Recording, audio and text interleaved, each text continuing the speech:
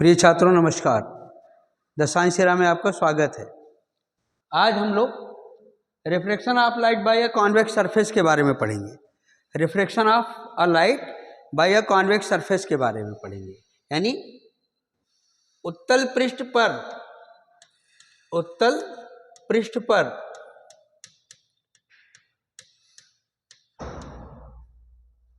अपवर्तन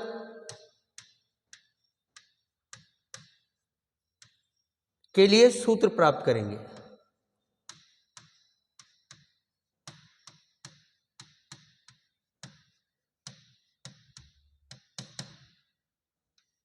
जैसा कि आपके सामने फिगर बना हुआ है, यह एक उत्तल पृष्ठ है। It is a convex surface. Figure draw कर लीजिए। आइए अब हम लोग समझते हैं। When ray of light travel from an object point O incident at a convex surface at point M, after reflection it forms its image at I.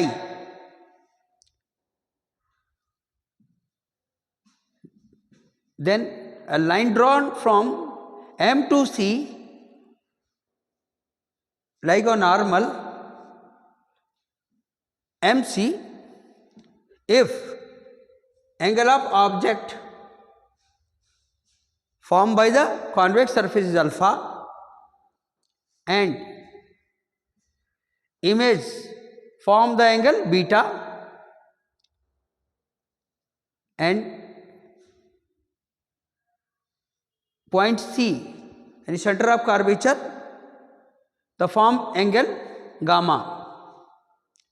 Draw a perpendicular to M at principal axis Mn of height h. Therefore, medium of first medium is n1 and other is n2. And in a year, the refractive index of a medium is n1, and in a glass, the refractive index of a medium is n2. वायु में अपवर्तनांक n1 तथा माध्यम यानी कांच में अपवर्तनांक n2 हो तब according to Snell's law n is equal to हो जाएगा n2 upon n1. It is also right as sine i upon sine r, sine i upon sine r. I and R is very small.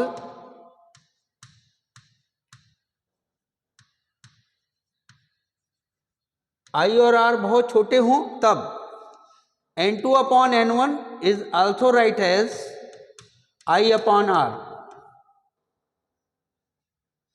I upon R. According to figure, the exterior angle I is the sum of interior angle of triangle OMC. Triangle OMC. So now we call about OMC. In triangle OMC, I is equal to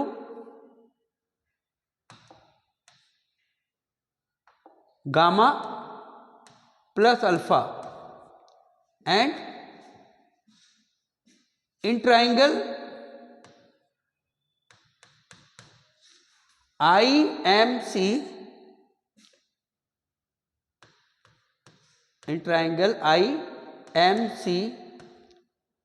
R is defined as beta plus gamma, यानी gamma plus beta लिख सकते हैं हम इसको, gamma plus beta. Therefore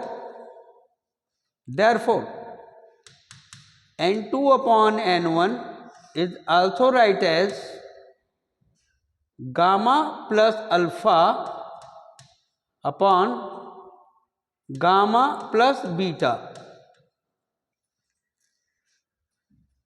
ORR, अथवा हम लिख सकते हैं N2 in bracket gamma plus beta is equal to N1 gamma plus alpha. N2 gamma plus beta is equal to N1 gamma plus alpha. It is also right as N2 gamma plus N2 beta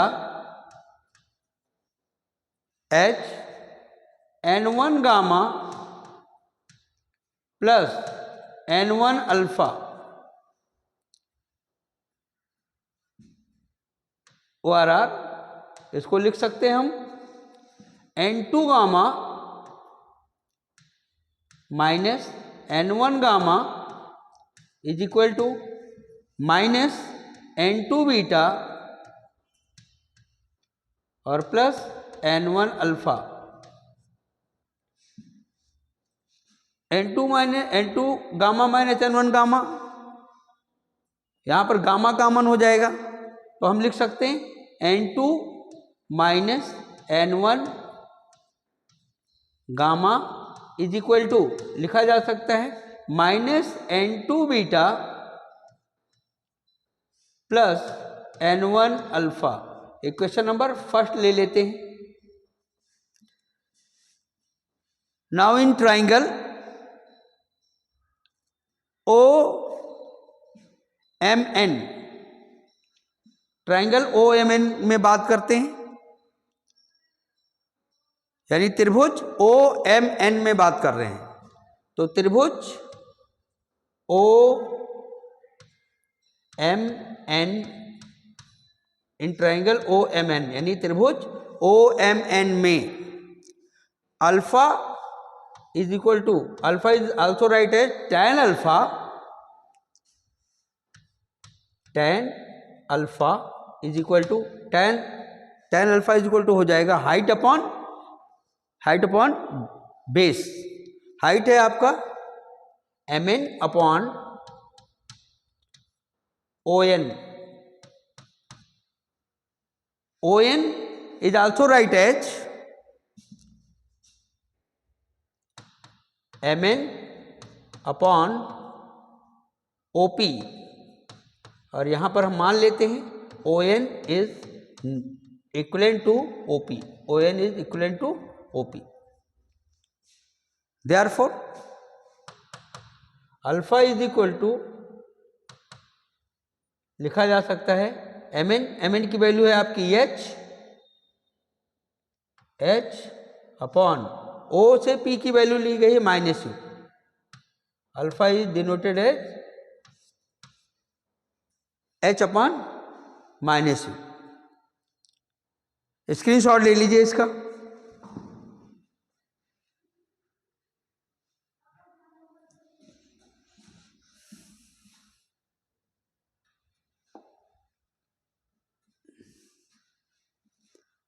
And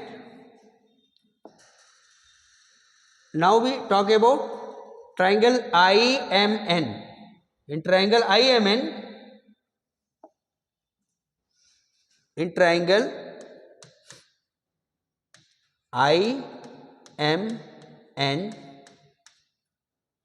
beta is denoted as tan beta.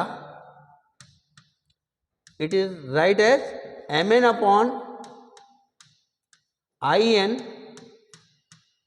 It is also right as MN upon IP, because IN is nearest to IP. Therefore beta is write as MN की value ली जाएगी H and IP की जो value है वो IP की जो value है I2P की जो वैल्यू है -V, तो यहां पर लिख देंगे -B। तो beta is find as H upon -B। Now we talk about in triangle CMN. In triangle CMN, gamma is equal to tan gamma. Gamma is equal to tan gamma. It is also write as Mn upon Cp. Mn is denoted as H and Cp is denoted as R. Cp is denoted as R. Cp is denoted as R. Therefore, gamma is denoted as H upon R. H upon R. Putting the value of alpha, beta and gamma in equation first. Equation first में alpha beta और gamma का मान रख देंगे.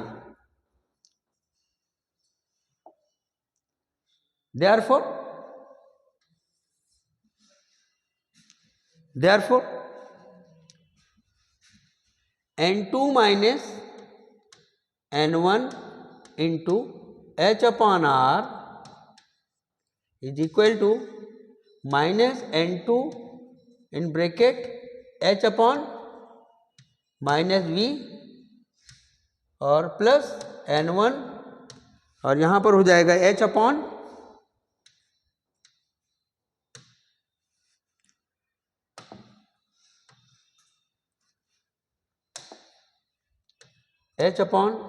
Minus U.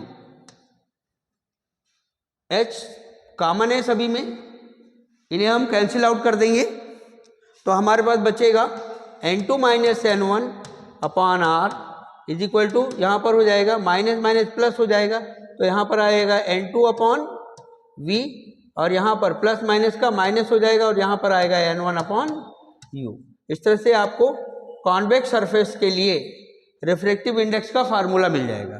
Convex surface के लिए refractive index का formula मिल जाएगा. हम जानते हैं N2 upon N1 is equal to N2 upon N1 is equal to N. Therefore, it is also write as N2 upon N1 minus 1 upon R is equal to N2 upon N1 upon V और N2 upon N1 यहाँ पर लिखा जाएगा N1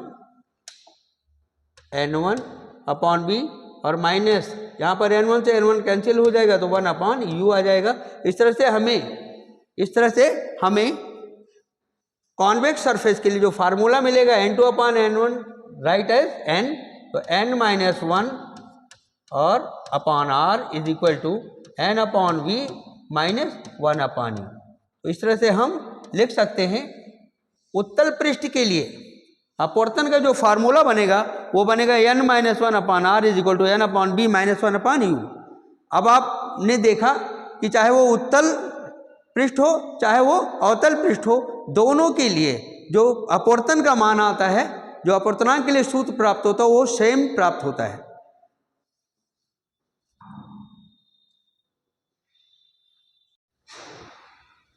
अब हम सभी lens maker formula के बारे में पढ़ेंगे. Refraction of light through a thin lens. जब कॉन्वेक्स सरफेस और कॉन्केव सरफेस दोनों को आपस में मिलाया जाता है, कॉन्वेक्स सरफेस और कॉन्केव सरफेस को आपस में मिलाया जाता है, जिनके कारण एक थिन लेंस बनता है. जैसा कि हम जानते हैं जो फर्स्ट सरफेस आएगा वो लेफ्ट हैंड साइड पे रहेगा, फर्स्ट सरफेस जहाँ से रिफ्लेक्शन होगा वो राइट हैंड साइड पे रहेगा और सेकंड सरफेस जहाँ से इमेज अपना रे ऑफ रिफ्लेक्शन दिखाएगी वो सेकंड सरफेस पे रहेगा. इस तरह से हम इनके लिए centre of curvature first surface के लिए हम R1 और सेकंड सरफेस के लिए जो एक कॉन्केव सरफेस की तरह बिहेव करेगा R2 लेते हैं. आइए अब हम लोग ये जानते हैं if refractive index of both medium are different, it means N1 and N2 and refractive index of a lens material is n2. Therefore, ray of light travel from the object point O incident at the lens to form a virtual image at I dash. In second condition, virtual image I dash, the virtual image ray of light also travel from I dash incident at a lens surface, it form its real image at I. If length of O to P is small u and I dash to P is V dash and real image I to P is V. Therefore, सबसे पहले हम बाया concave surface के लिए लिख लेते हैं। Concave surface के लिए जो रे ऑफ लाइट है वो n1 से n2 में जाएगी। तो इस तरह से हमें मिलेगा n2 अपॉन इमेज जो बनाएगी वो पहली इमेज v डैश पे बनाएगी, n2 upon v dash minus first medium से जाएगी n1 अपॉन u और इज इक्वल टू लिख लेंगे हम यहाँ पर n2 माइनस n1 और फर्स्ट रेडियस ऑफ कर्वेचर के लिए काम करेगा इसलिए r1।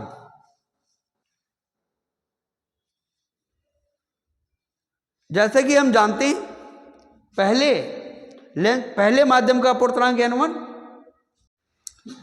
अब हम लोग देखते हैं पहले O से प्रकाश की किरण गई थी जो लेंस से टकराने के पश्चात आई डैश पे प्रतिबिंब बना रही थी। पहले माध्यम का रिफ्रैक्टिव इंडेक्स n1 था, लेंस का जो माध्यम था उसका अपूर्णांक था n2। इस प्रकार हमें n2 upon v minus n1 upon u is equal to n2 minus n1 upon r1, ये अवतल पृष्ठ के लिए हमें फार्मूला फाइंड हो जाता है, प्राप्त हो जाता है। अब हम लोग उत्तल सरफेस के लिए इस फार्मूले के बारे में बात करते हैं।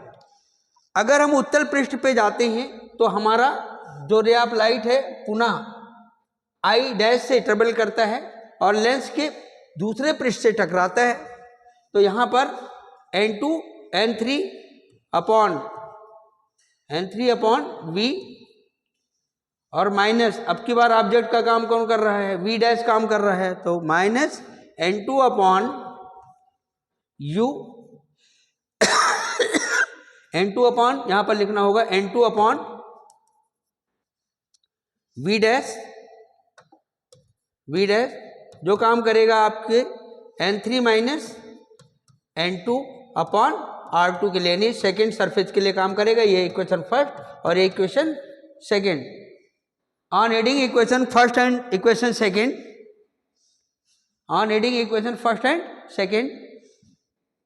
अगर हम इन्हें जोड़ देते हैं तो हमें मिलता है n2 upon v dash positive में है और यहाँ पर n2 upon v dash negative में है।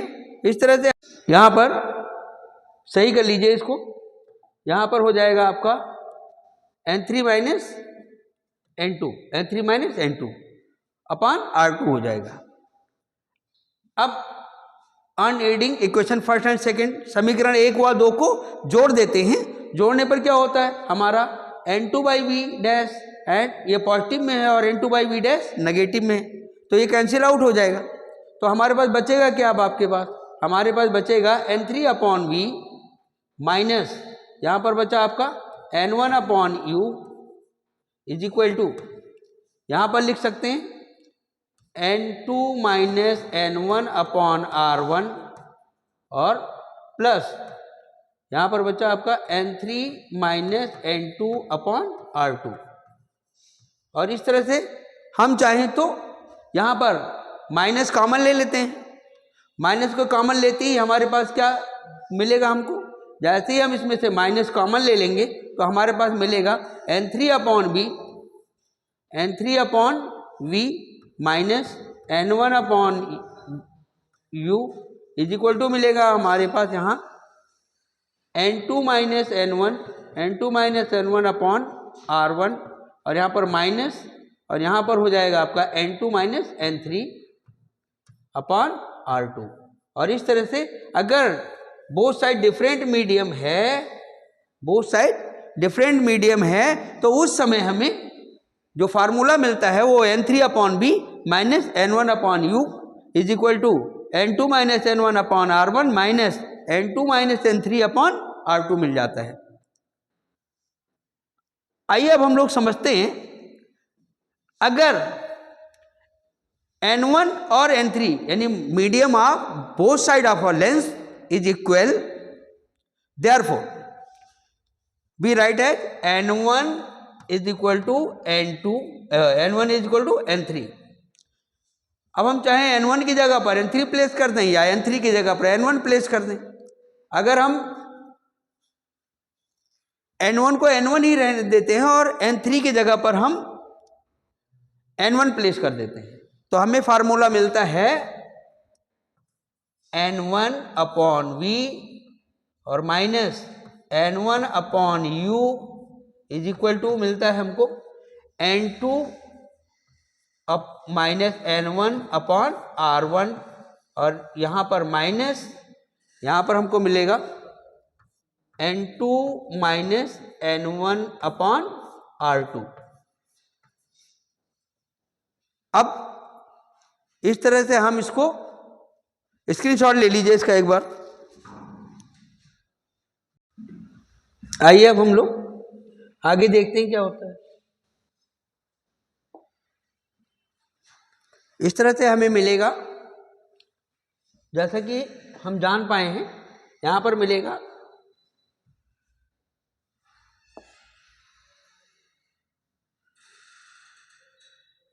n1 कॉमन हो जाएगा और इन ब्रैकेट आ जाएगा 1 अपॉन बी और minus 1 upon U is equal to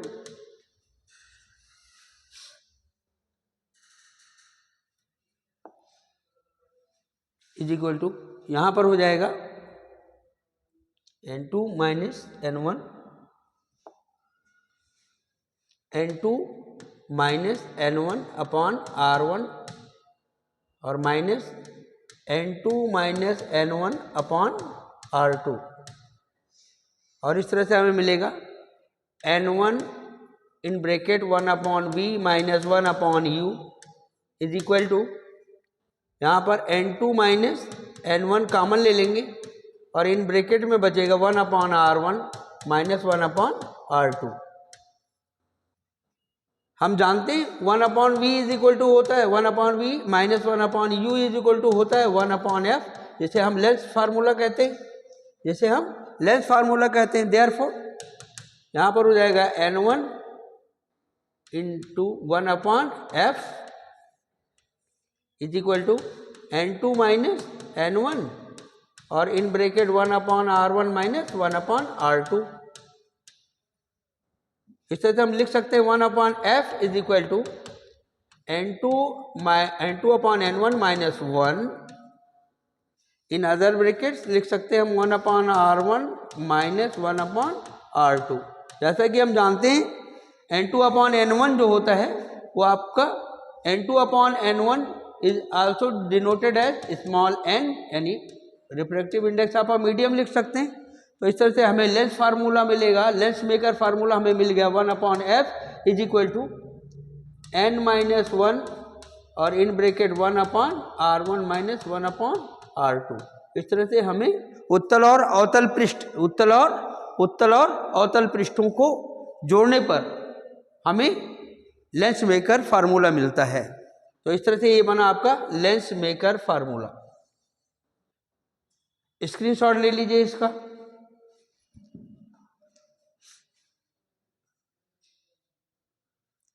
अब हम लोग पढ़ेंगे, अब हम लोग कॉम्बिनेशन ऑफ अ लेंस, पढ़ेंगे। कॉम्बिनेशन ऑफ अ लेंस में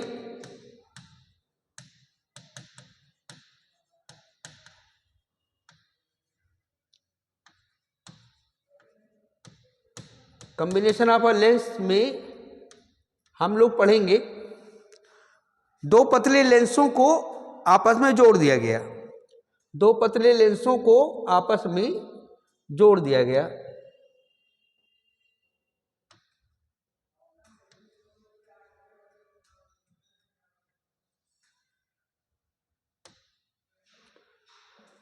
दो पतले लेंसों को आपस में जोड़ा गया और जोड़कर इसके लिए हमने मुख्य अक्ष बनाया।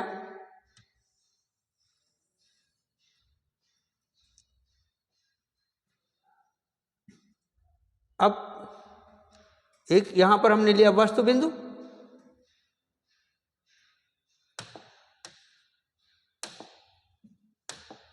यहां पर हमने लिया वस्तु बिंदु, और वस्तु बिंदु से प्रकाश की किरण चलेंगी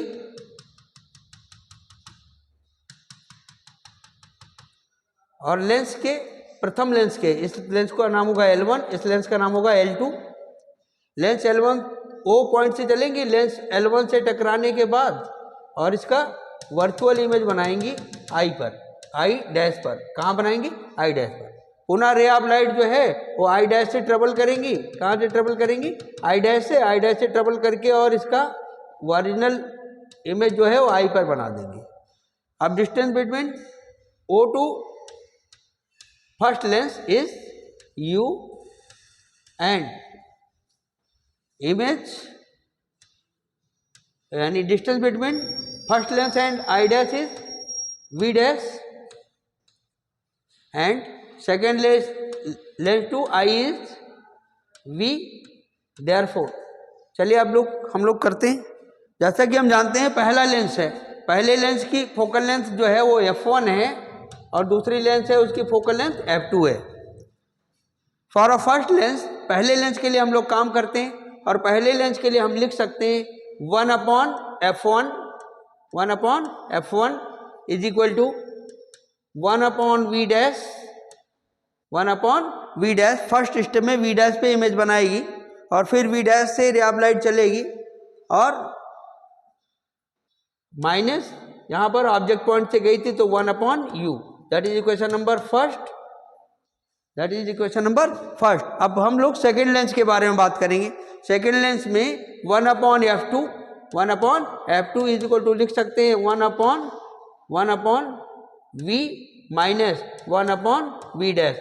यानी अब हमारे लिए I डैश जो है वो वस्तु का कार्य करेगा, I डैश जो है वो वस्तु का कार्य करेगा। इस स्थिति में जो V डैश है वो behave as a object point V dash, और यहाँ पर ये करेगा इमेज पॉइंट V के लिए। और ये हो गया इक्वेशन सेकेंड।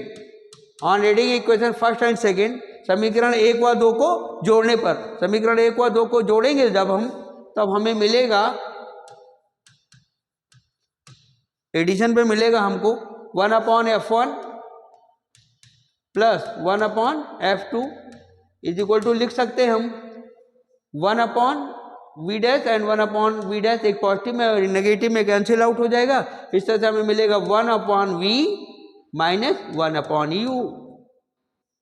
और हम जानते हैं 1/v minus 1/u is a length formula is equal to 1/f। हम जानते हैं 1/v माइनस 1/u जो है वो 1/f के बराबर होता है। तो इस तरह से हमें मिलेगा 1/f1 plus 1/f2 is write as 1/f। और इस तरह से हमें कॉम्बिनेशन का फार्मूला मिल जाता है। अगर दोनों लेंस कॉन्वेक्स हों तब फार्मूला मिलेगा 1/f1 plus 1/f2 is equal to 1/f।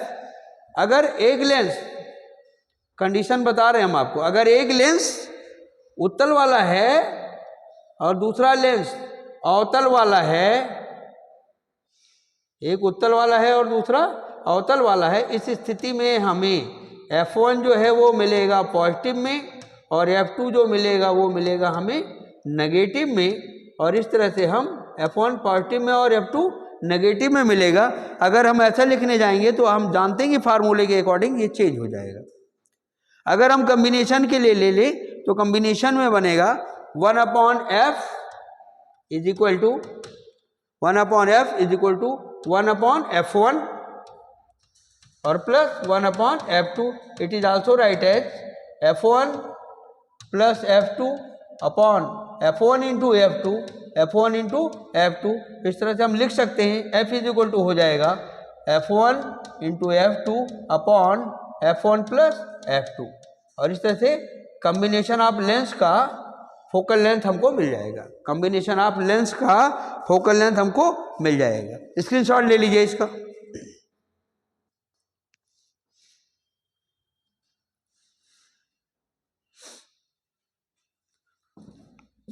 अब हम लोग पावर ऑफ लेंस के बारे में जानते हैं. Power of lens.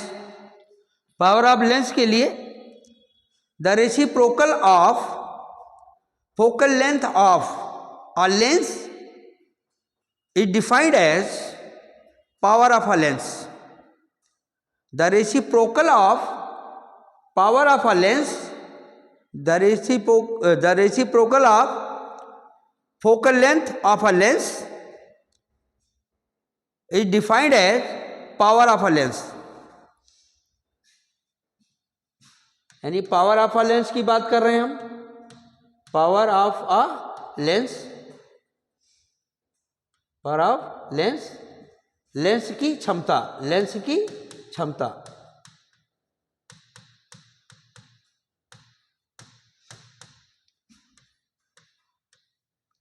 लेंस की फोकस दूरी के व्युत्क्रम को, लेंस की फोकस दूरी के, लेंस के फोकस दूरी के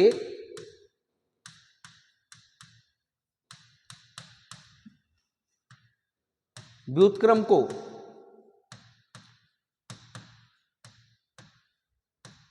लेंस की क्षमता कहते हैं.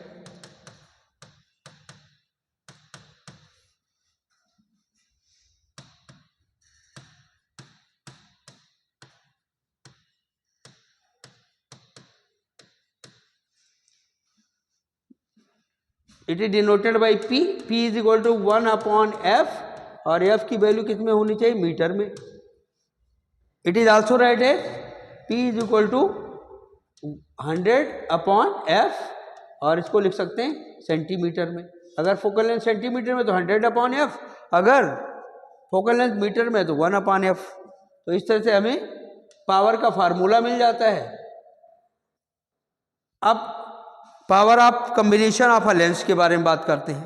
Power of combination of a lens. Power of combination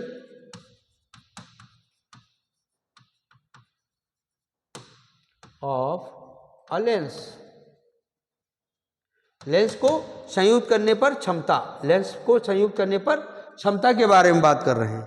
हम जानते हैं अगर दो लेंस लेते हैं तो एक की फोकल लेंथ f1 और दूसरे की फोकल लेंथ f2 होती है. जैसा कि हम जानते हैं 1 upon f is equal to क्या होता है? 1 अपॉन f1 और plus 1 upon f2. 1 upon f को हम क्या लिख सकते हैं?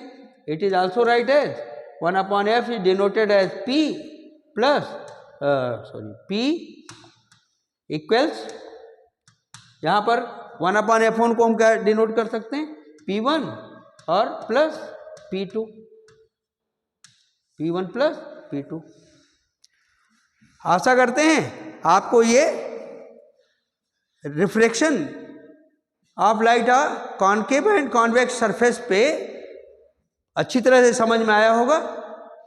आगे आने वाले लेक्चर के लिए आप हमें लाइक और सब्सक्राइब करें. धन्यवाद.